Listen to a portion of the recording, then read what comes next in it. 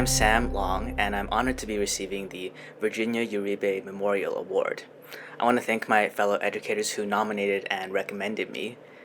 Parker Palmer said, "We teach who we are," and my proudest achievements as an educator have all bloomed directly out of my identities.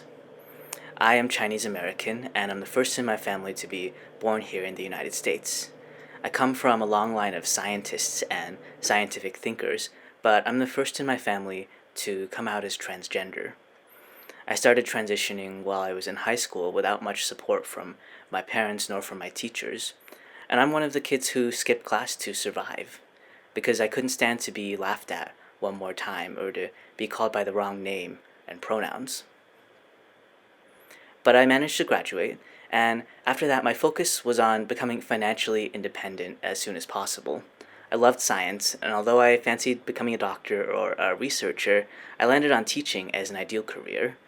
People did warn me that some schools would not want a trans person teaching their students, and while that remains true in many schools, I'm privileged in that it has not held me back. Every child deserves to have teachers who share their experiences and identities, because these adults provide hope and proof that a fulfilling life is possible. For our growing number of trans and non-binary and questioning students, I get to be that proof.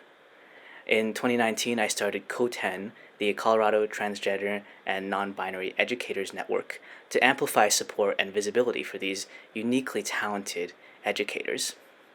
In 2020, we passed the Right to Be Out rule, making Colorado the first state to expressly forbid harassment of individuals for being open about their sexual orientation or gender identity.